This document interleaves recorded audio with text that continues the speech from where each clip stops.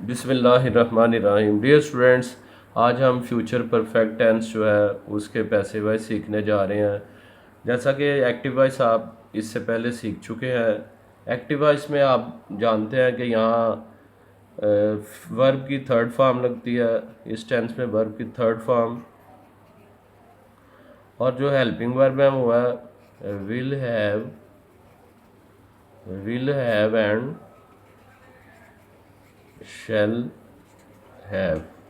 ये active voice में लगते हैं।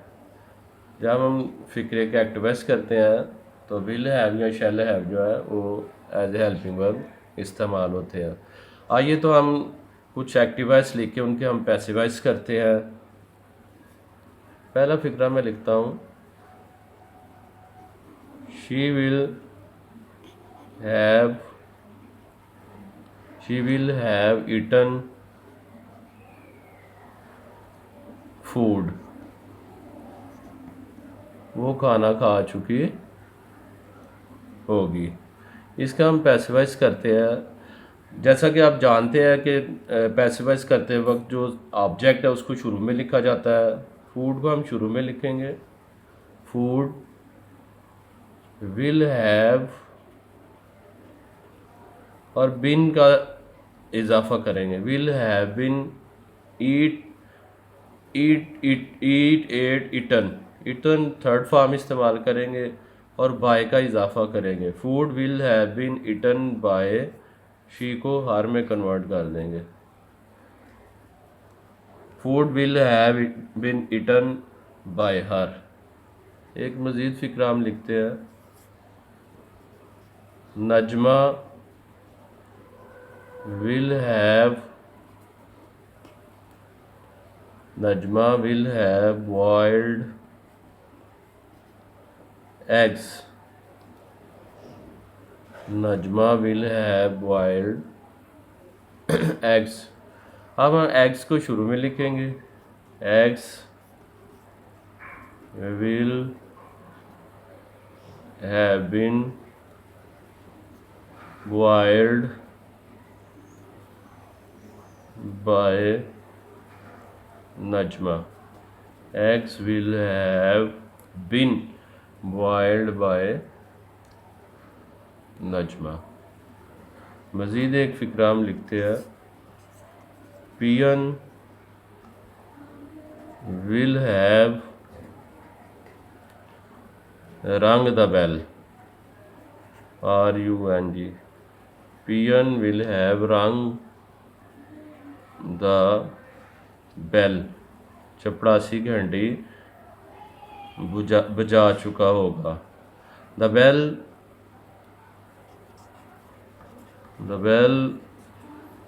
Will have been, the bell will have been rung by peon. The bell will have rung by peon. एक मज़ीद एक फिक्रा लिखते हैं, I shall have eaten mangoes. मैं आम खा चुका हूँगा। मैंगोज। अब यहाँ पे आपने विल हैव लगाना, ये नहीं है कि आई के साथ शैल हैव लगा है तो यहाँ भी आप शैल हैव, नहीं, आपने यहाँ जो ऑब्जेक्ट है उसके लिहाज से आपने आई वही के साथ शैल हैव लगेगा, बाकी सब के साथ will have. Mangoes will have been eaten by, I को मी में कन्वर्ट करेंगे, ईटन बाय मी। तो ये थे फ्यूचर परफेक्ट टेंस के एक्टिव वॉइस से पैसिव वॉइस में तब्दील करना। एक बार इनको रिपीट करते हैं। पहला फिक्रा हमने लिखा है, she will have eaten food. वो खाना खा चुकी होगी। इसको हम पैसिव वॉइस में कन्वर्ट करेंगे। यहाँ ये सब्जेक्ट है, ये ऑब्जेक्ट है। एक्टिव वॉइस में जो सब्जेक्ट का असर है वो ऑब्जेक्ट पे होगा, लेकिन जो पैसिव वॉइस है उसमें ऑब्जेक्ट का असर जो है वो सब्जेक्ट पे होगा। यहाँ हम इसको करते हैं पैसिव वॉइस में, food will have been eaten by her.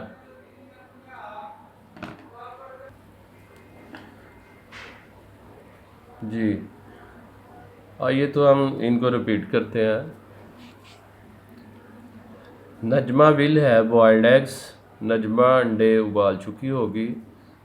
Eggs, ये एग शुरू में लिखे, एग्स विल हैव, बिन का इजाफा करेंगे, बॉइल्ड बाय लगाएंगे और यहाँ पे नजमा, नजमा की जगह आप हार भी लगा सकते हैं, शी हार, नजमा की जगह यहाँ हार भी लगा सकते हैं। थर्ड सेंटेंस था हमारा, peon will have rung the bell, peon will have rung the bell, the bell, the bell will have rung, the bell will have been rung by peon.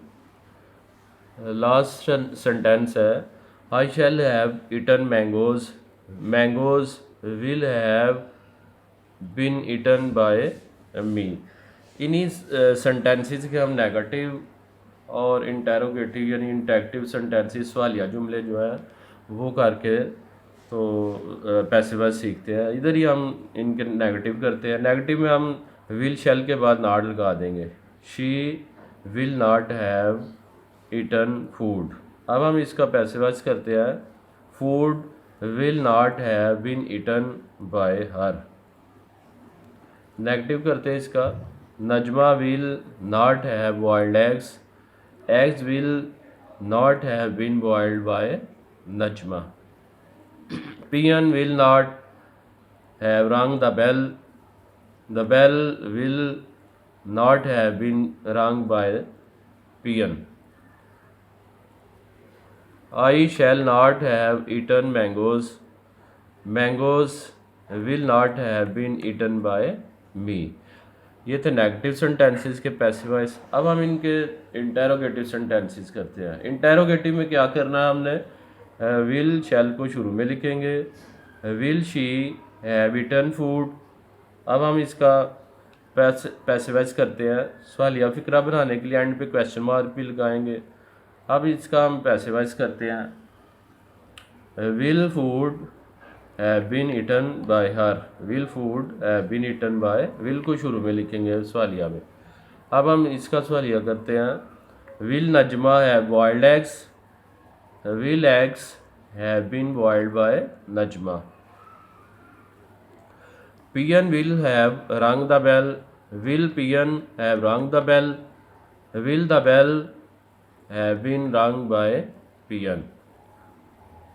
I shall have eaten mangoes, I shall have eaten mangoes, shall I have eaten mangoes, will mangoes have been eaten by me। तो ये था हमारा आज का future perfect tense और ये passive voice के लिए लास्ट टेंस था। मुझे उम्मीद है कि आप तलबा को बखूबी समझ आ गई होगी। बहुत शुक्रिया।